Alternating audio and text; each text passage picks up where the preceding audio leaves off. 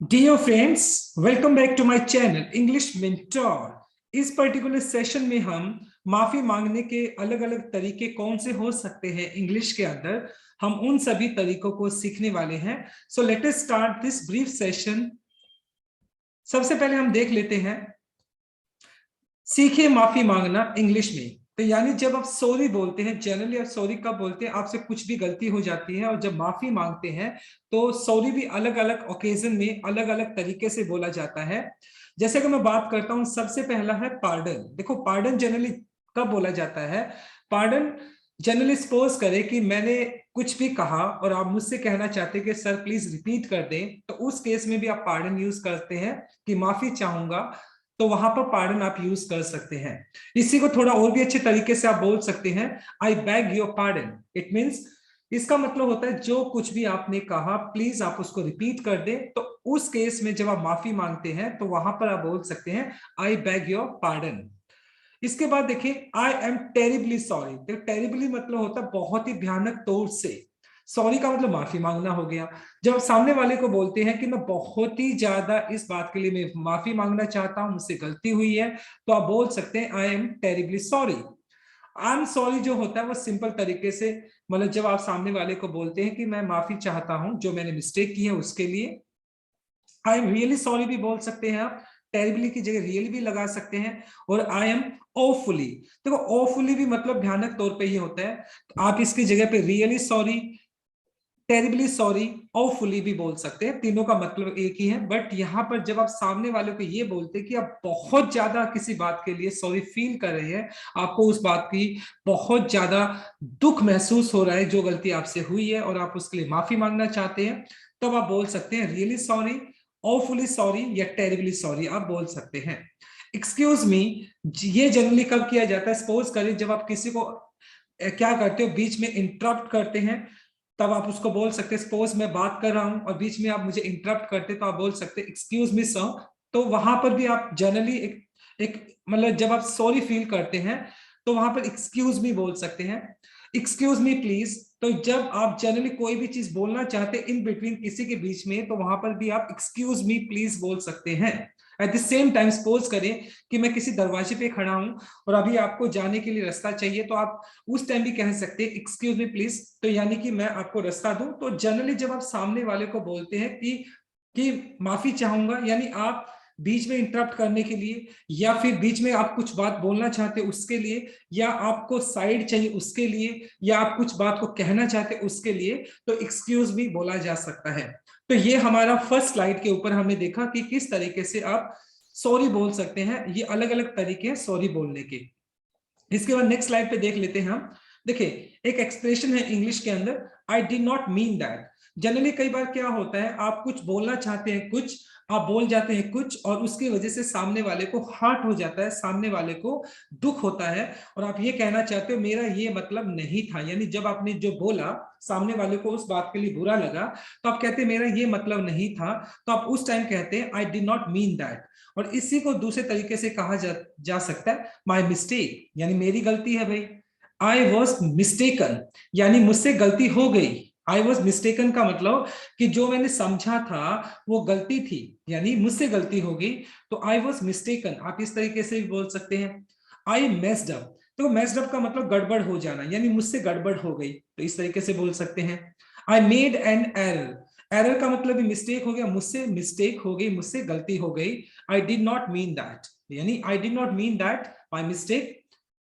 ठीक है, तो इस तरीके से आप मेरा ये मतलब नहीं था, तो इस तरीके एक्सप्रेशन को बोलने के लिए आप ये जो सेंटेंसेस हैं आप इनको यूज कर सकते हैं। इसके बाद जो नेक्स्ट हमारे फ्रेजेस रहेंगे, जस्ट अ मोमेंट प्लीज। जब सामने वाले को आप एक सेकंड के लिए रोकने के लिए बोलते हैं ना, प्लीज एक सेकंड रुकना, प्लीज एक सेकंड रुकना, तो उस तरह के एक्सप्रेशन के लिए आप क्या बोलते हैं?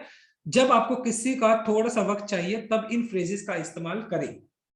जैसे वेट अ मिनट, मतलब एक मिनट इंतजार करें। This will take a second, मतलब एक ही सेकंड लगेगी इसके अंदर। मान लो जस्ट इमेजिन करिए आप सामने वाले को बोलते हैं यार एक ही सेकंड लगेगी, वेट कर। This will take a minute, सिर्फ एक मिनट लगेगा। Please wait for a second, ऐसे भी आप बोल सकते हैं। Hold on for a second, ये अगर जनरली आप फोन पे किसी से बात कर रहे हैं तब आप इसको बोल सकते हैं, please hold on for a second. Excuse me a moment, ये जनरली आप सामने वाले से कोई टाइम मांग रहे होते हो तो उस टाइम भी बोल सकते हैं एक्सक्यूज मी अ मोमेंट, यानी 1 सेकंड के लिए मुझे माफी चाहिए, एक सेकंड के लिए मुझे माफ करना, यानी कि 1 सेकंड का टाइम मुझे चाहिए। तो इस तरह के एक्सप्रेशन जनरली आप जस्ट अ मोमेंट प्लीज के लिए भी आप इस तरह के एक्सप्रेशन आप यूज कर सकते हैं जब सामने वाले से आपको थोड़ा बहुत टाइम चाहिए होता है, तो उस टाइम आप इस फ्रेजेस का यूज कर सकते हैं। अब नेक्स्ट स्लाइड पे मूव करते हैं, हम देख लेते हैं। जब आप सामने वाले को कहते हैं क्या मैं आपको परेशान कर रहा हूं, इस तरह के जो एक्सप्रेशन होते हैं तो आप इसको बोल सकते हैं एम आई डिस्टर्बिंग यू वाले जो एक्सप्रेशन होते हैं, तो आप सामने वाले को बोल सकते हैं is this a good time. मतलब जब आप सामने वाले से बोलते क्या ये सही टाइम है आपसे बात करने का, आपको आपसे जो भी बात करनी है, या डिस्टर्ब कर रहा हूं मैं, ऐसा तो नहीं है ना ये। आर यू बिजी, सामने वाले से बोलते क्या आप बिजी हैं, यानी क्योंकि आप सामने वाले से ये पूछते हैं are you busy, it means आप उससे बात करने वाले हैं या अपना कुछ काम कहने वाले हैं, तो उस केस में आप इसका यूज करते हैं। एम आई इंट्रूडिंग, देखो इंट्रूडिंग का मतलब होता है वैसे घुसपैठिया, जो विदाउट परमिशन के किसी के अंदर घुस जाता है, किसी प्रॉपर्टी के अंदर घुस जाता है, किसी टेरिटरी के अंदर घुस जाता है। सो एम आई इंट्रूडिंग का मतलब हो गया क्या मैं आपको परेशान कर रहा हूँ, क्या मैं आपके टाइम के अंदर घुसपैठिया कर रहा हूँ, इट मींस क्या मैं आपके टाइम को खराब कर रहा हूँ, क्या मैं आपको डिस्टर्ब कर रहा हूँ। तो इस तरह के एक्सप्रेशन के लिए भी इसको यूज किया जा सकता है। Am I bothering you, bother का मतलब होता है परेशान करना, तो आप कह सकते हैं क्या मैं आपको परेशान कर रहा हूं।